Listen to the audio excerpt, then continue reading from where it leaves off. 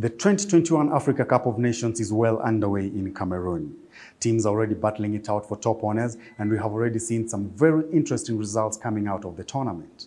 Teams like Ghana and Egypt have already lost, and we have also seen defending champions Algeria drawing with Sierra Leone.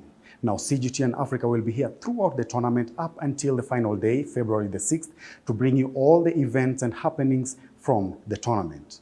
I want to have a discussion here with a sports journalist from Kenya, Eric Njiru, who will help me look at the event so far, and we are going to preview and review all the events that are going to happen and what we expect to happen throughout the tournament. Welcome, Njiru. Thank you. Eric, to begin with, this is a tournament that is being held in the middle of a pandemic. How much do you think the COVID-19 pandemic is affecting the tournament in Cameroon so far? Well, if you look at this year, obviously we have COVID and stuff. I saw this week we are teams who are going to miss players because of COVID, and that affects the entire team. It affects the entire tournament. The rule said that if you can't field 11 players, you have to give a 2-0 walkover. That means there's no time to postpone or to push this tournament. Remember, this tournament was to happen, I think, last year because of COVID. It didn't happen. There was so much pressure from the guys outside to have the tournament cancelled or taken to other time. I saw the FIFA president was suggesting to take this tournament to October or November this year. But it is what it is now. We have to play it right now. So the players were available. It's obviously different because you play with whoever is available, and it's COVID. If someone is out for the next couple of days, you can't train and you can't be much fit for a day. So it's quite different from players' perspective, but we move on. Eric, and in the build-up to this tournament, there was a lot of concern that was raised, especially by Western media, regarding AFCON being held in January and February. How much do you think this affects the tournament? One thing is that we need to be respected. The continent needs to be respected. We have to do our thing our way. Europe has to do their thing their way. Copa America's the same, and the other guys from Asia and Australia.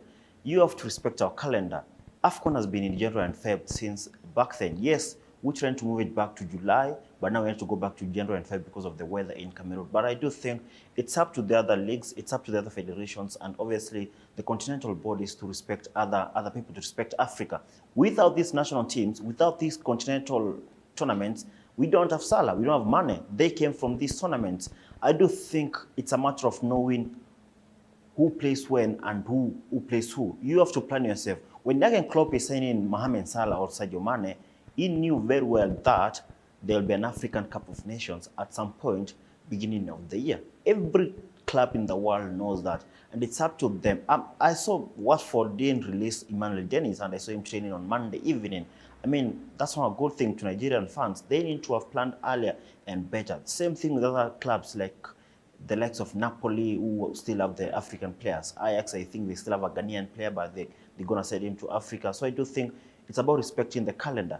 The reason why we play AFCON at this time of day is because most of African nations, our weather and climate is not favorable during the summer. So we have to play it at the beginning of the year. But I do think there's a way that this can be worked out. And it's just a few days into the tournament, and you're already seeing some very, very interesting results. We have already seen Egypt losing to Nigeria. We have seen Ghana losing to Morocco. We have seen the defending champions Algeria drawing with Sierra Leone. How much fun do you think we're going to have throughout this tournament? Well, I do think most people would be expecting like this, the big-time players to come and turn up really big in the tournament, but it's different. This is AFCON. It's a 3-week tournament or 4 weeks. It's not so much to do with how good the player is. It's about playing as a team. If you look at Senegal when they played this week, or Ghana, they played as individual. They didn't play as a team. Yes, probably you have Sadio Mane, you may have Koulibaly is coming back soon, you have the other side, you have Mohamed Salah for Egypt, and Morocco, they have their own players. But if you don't play like a team, you're not going to get anything. That is one thing about the Africa Cup of Nations, and that's why I do think most of North Africans do perform quite well in the previous editions, because most of their players probably have played together for quite long, or they play at the same club like Al Ahly in Egypt, and they're able to know each other. So when you bring these big-time players, the likes of Idrissa Gana Gueye, the likes of Sadio Mane, you expect them to play the way they play for PSG or Liverpool. No, they're not going to do that. They're not like that. The system is different. The coaching is different. The competition is different. The defenders are different. AFCON is different from the other competition. So I do think it's more about playing as a team. We saw Nigeria play as a team, and they probably can say that was like the best performance we've seen so far. And that's because of the coaching and be able now to play together for quite some time. Let me throw you a personal question, Eric. Who do you think has the best chance of going all the way and lifting the trophy in this edition? If we go as per what we've seen the last couple of days, we can say Nigeria have a chance to go along all the way to the final. And obviously the stats, I think Opta have suggested that Nigeria have the highest probability to go to the final and win it. And then there's the likes of Senegal, I think Cameroon and Algeria. And that's because of how we saw them play Egypt. Egypt, one of the big teams in Africa. They have the best player in the world right now.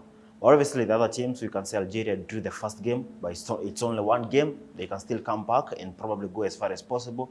There's Morocco, there's Ghana, there's Ivory Coast, like you told me when you started the interview, and there's also the host, that is Cameroon. And remember, hosting this Cup of Nations is a big thing when you have the home support. We've seen the stadiums, most of them are empty when other teams are playing, but when Cameroon is playing, it's almost full, so that would be a key thing.